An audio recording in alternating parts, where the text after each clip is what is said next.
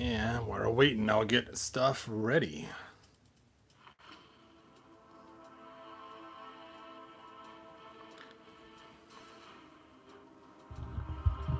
Bum, bum, bum, bum, bum, bum.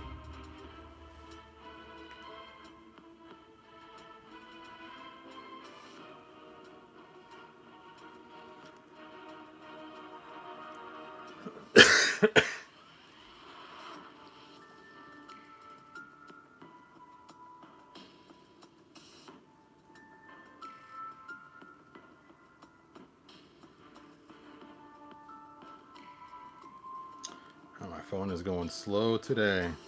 Let's try this again.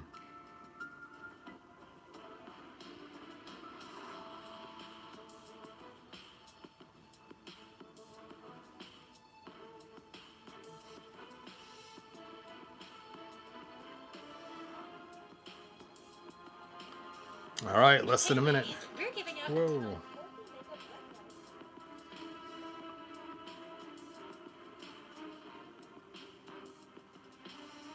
Hey, Mike. Thanks for joining us.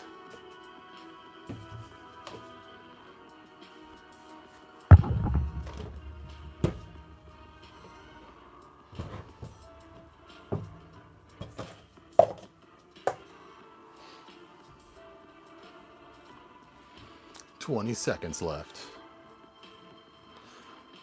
Hey, Toy Cartel. Thanks for joining us. Jason, thanks for being here. You finally made it. Awesome.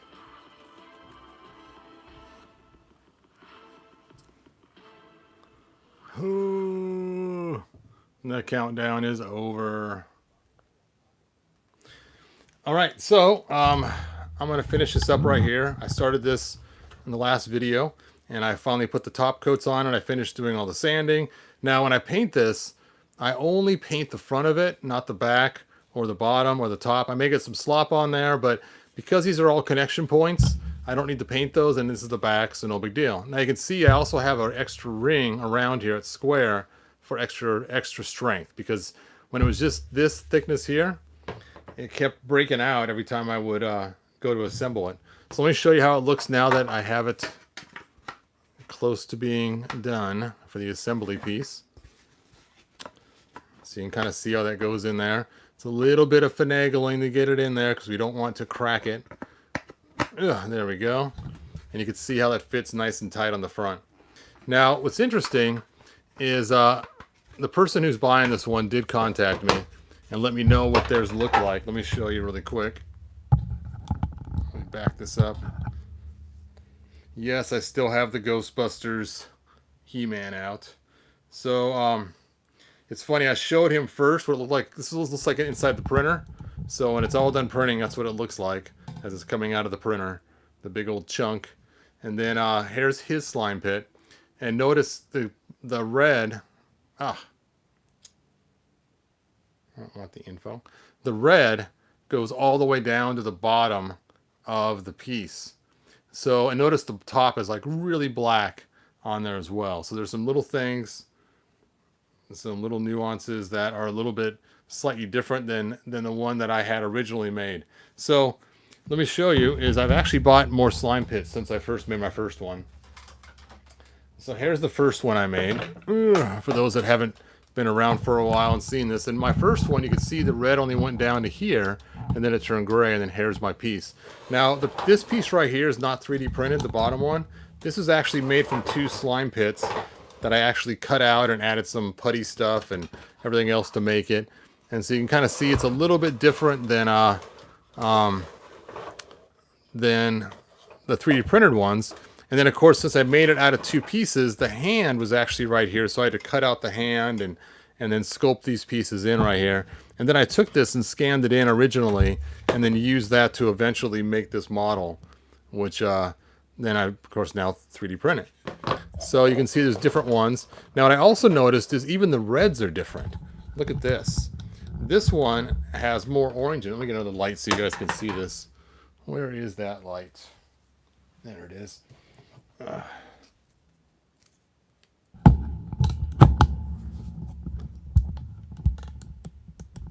Okay, there we go. And you can see the coloring is actually different in these two slime pits. This one has more orange, and this one has more red in it. So I'm guessing his is the more red one.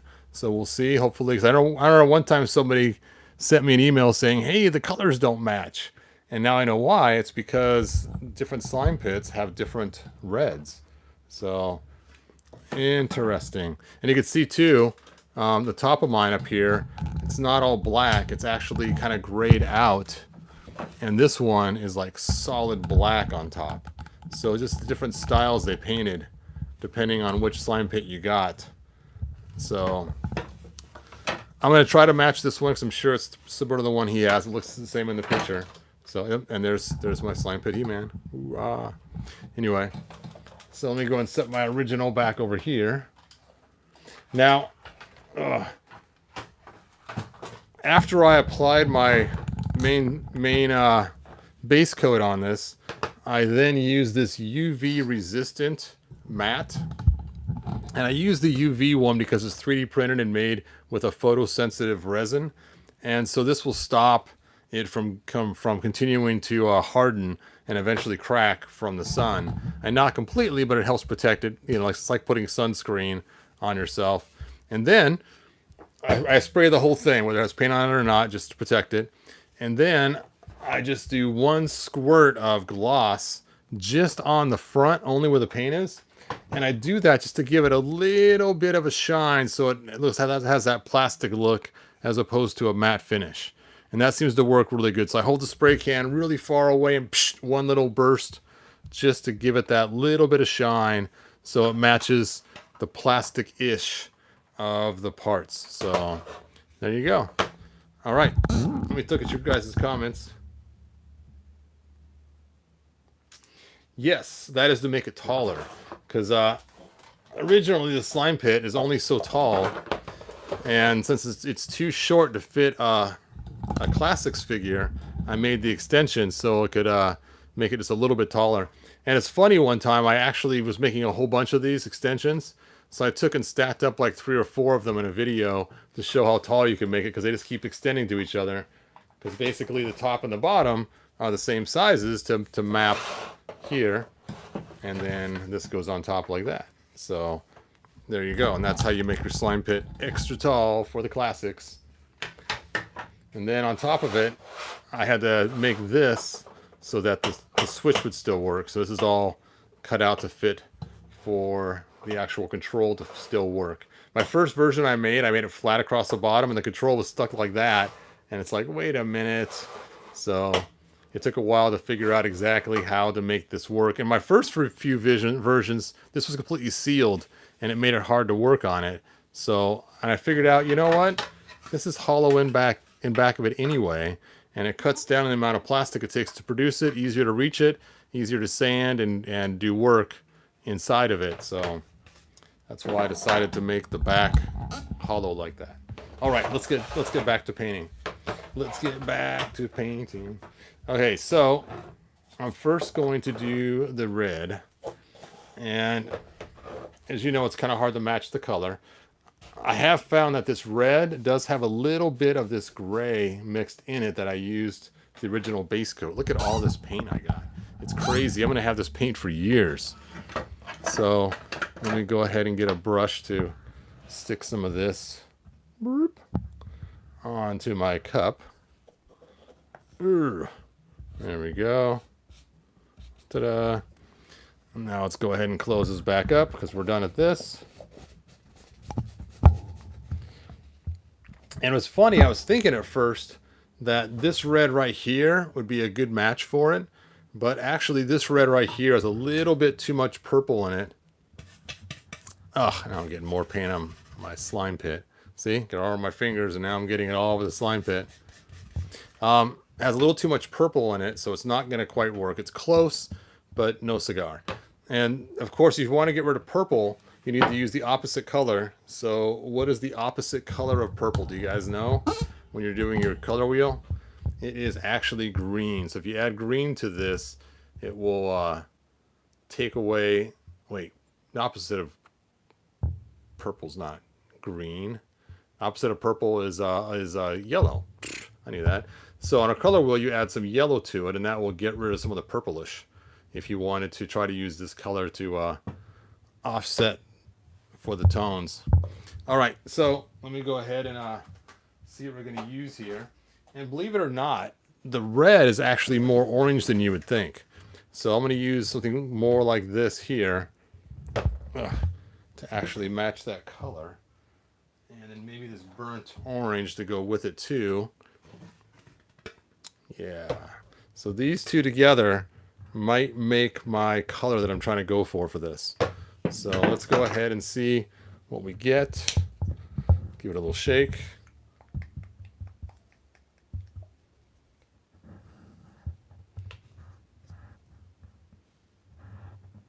Oh, thanks, Jason. I appreciate you saying a good call on the. There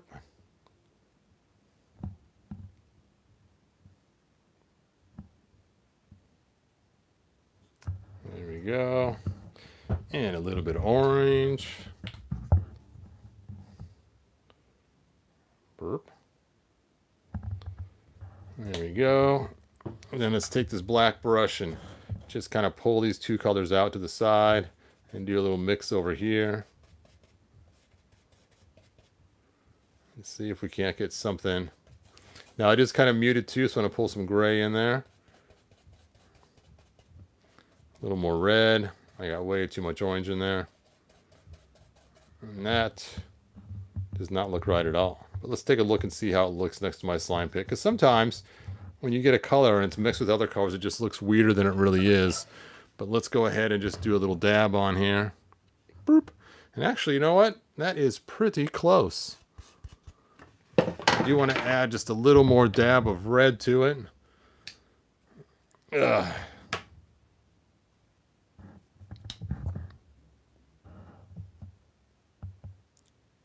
Chink.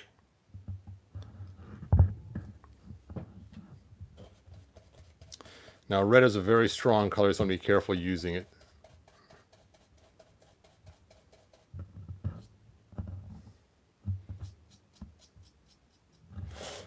All right, and what he told me is his actually goes the full length of the pillar. So let's just lighten this up a little bit. And actually, you know what? I want just a little more red. I'll stick it over here so I can just add some more red highlights later on. Burp. There we go.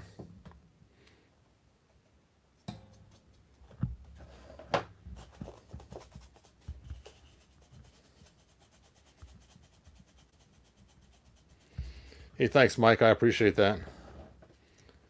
And it's mostly on the front. So we'll just coat this with the front right here. Bada bing, bada boom.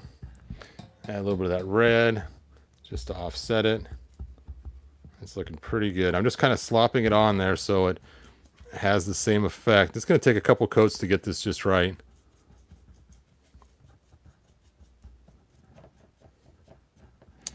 So there is coat number 1. I should have brought my heat gun in here. Now, something you also have is after you coat that, there's also some light red that goes on the bricks. So you want to get most of the paint off the brush just to kind of hit the bricks a little bit, just like that, and a little bit on the side just to give it that cool wash look, just like it has on the original toy.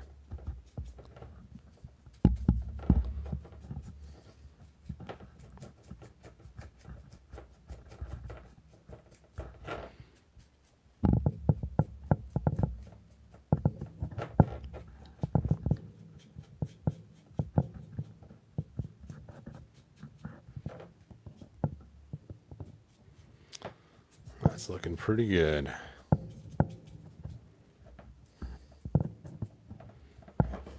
All right, I'm going to go with straight red now. Oh, look at that. Over my fingers. See, that's why I should wear gloves. And this straight red, same thing. I'm just going to put it on lightly up here just to give it a little bit of a red wash on it. To go with our kind of faded red. And let's see how close I am to matching the original so far. Bonk. Well, that is pretty close. So cool, cool. I'm pretty happy with that, even though I'm getting red everywhere and gray everywhere. All right, my next step now is to put a black wash on it. So I'm going to grab another cup here, grab out my black wash. Now, if I just put this on straight, it's just going to be a mess. So you're going to have to water it down a little bit. There we go. 3 drops are way more than enough. And for this, I'm going to use this giant brush here.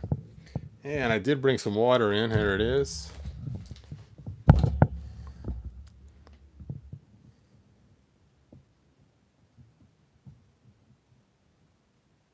Whoop. So that's why I always put it in here first, because otherwise you get way too much.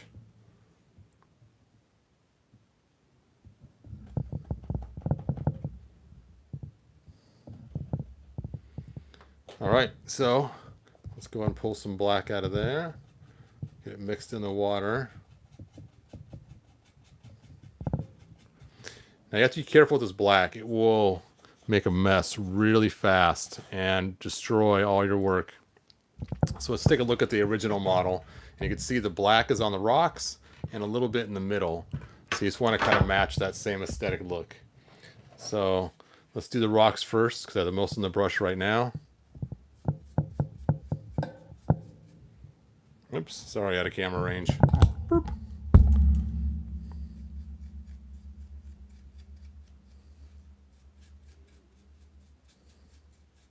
I used way too much black on my little thing here.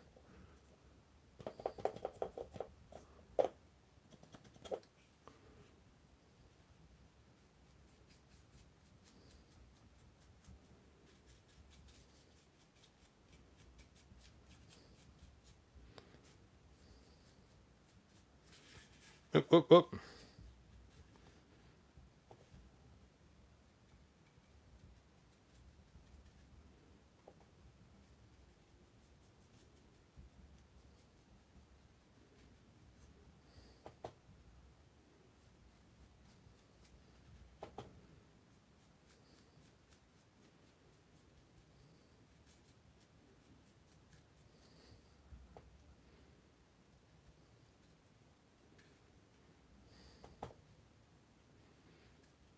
All right.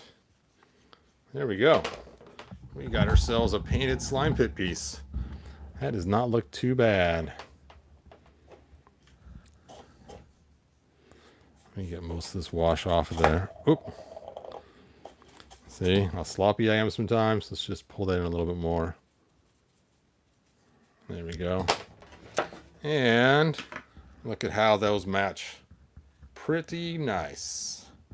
Dun, da, da, da. So I'll go downstairs, hit it with some more clear, and then it will be ready to be mailed out tomorrow. Cool, cool. Ugh. All right. So let me go and clean up this mess that I have in here, and then let's see if you guys have any questions. What kind of paints? Acrylic, enamel, or okay, I'll hold them up so you guys can read what they are. Here's the red that I used, and notice it's kind of a reddish orange. And then here's the orange that I used. There you go. And then here's the wash that I used, my Game Inks.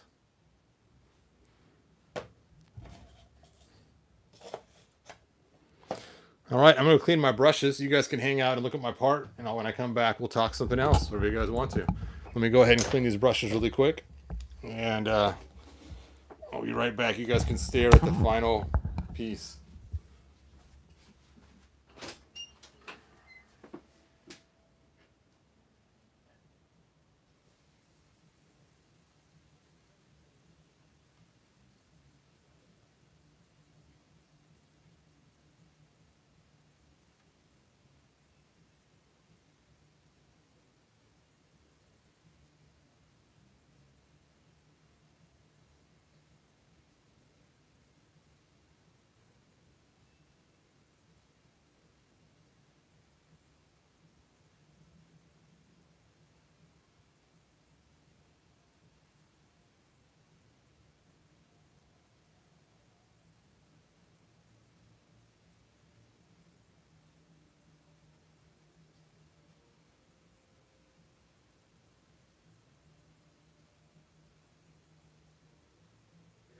over my hands, Liz. Oh, man. I kept touching the parts and getting paint all over them, too.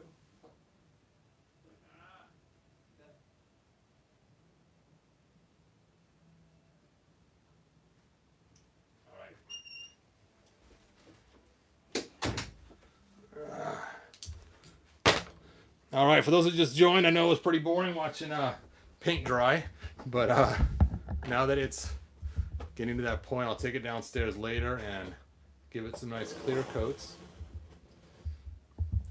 And let's see your guys' comments. Hey, thanks, Mike. Yeah, I'm pretty happy with how it matched. Sometimes I'll just fight trying to make the red match, especially with this red being different. It kind of threw me a little bit, and hopefully it matches the red he has. Because as you saw, there's more than one slime pit style.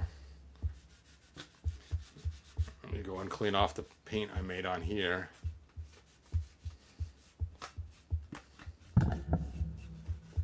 Yeah, it's funny. One day I was trying to figure out how to make my slime pit work with my slime pit He-Man.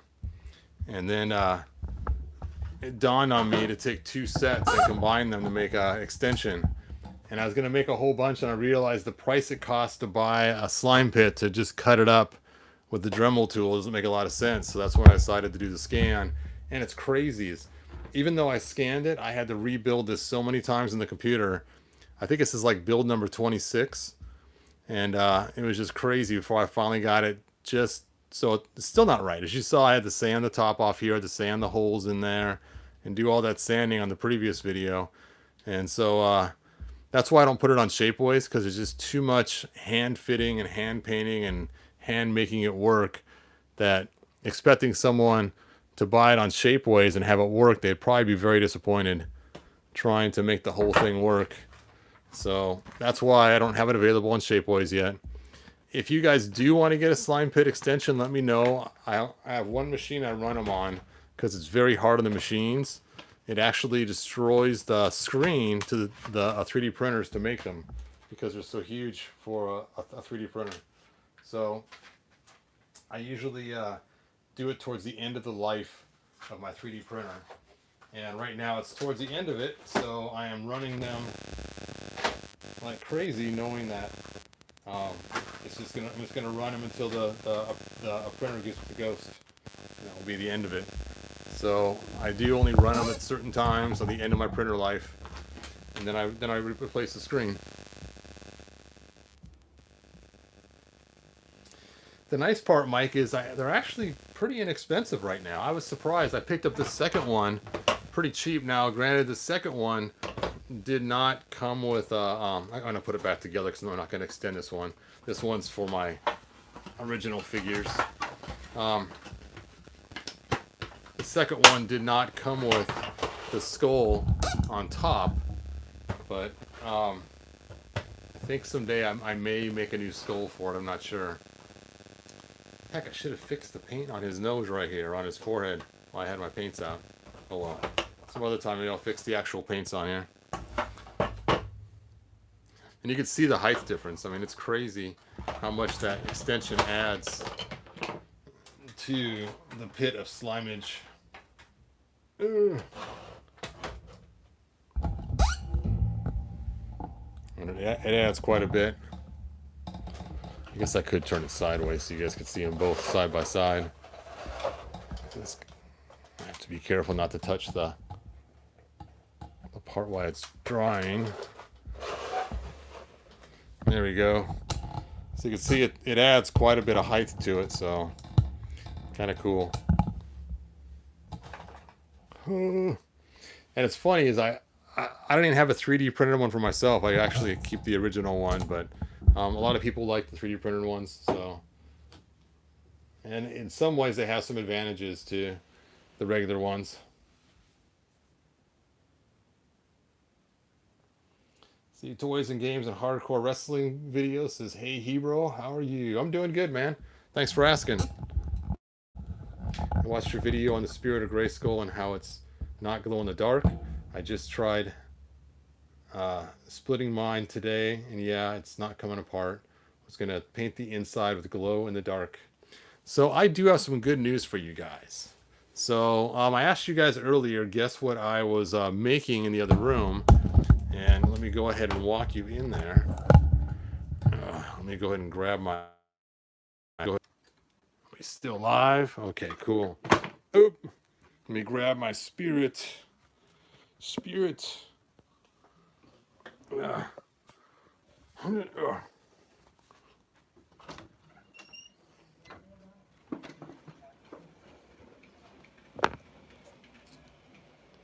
Okay, can you guys see my screen? Probably not.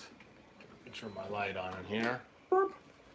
So, this mess right here is going to be a glow-in-the-dark Spirit of Grayskull, extra large. You can see the base size difference between the two.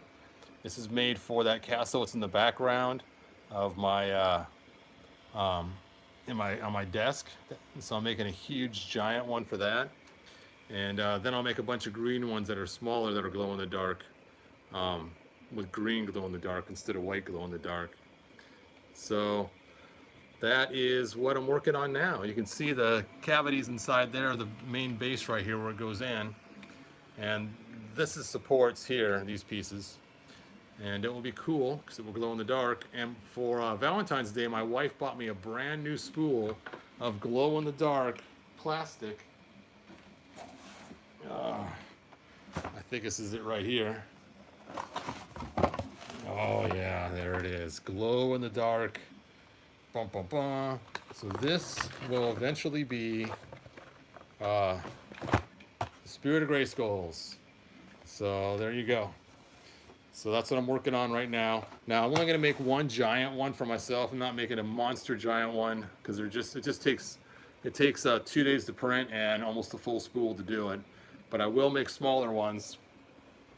And so obviously I'll make some that are classic size for the classics Castle Grayskull. All right, let me go back to the other room. So that is what I'm working on. How cool is that? So it'll actually go on this castle right here, that big giant one. And that will be so cool to have that giant for my big massive castle. So I'm not going to offer them yet on Facebook. I'm just going to offer them just on eBay for the first few.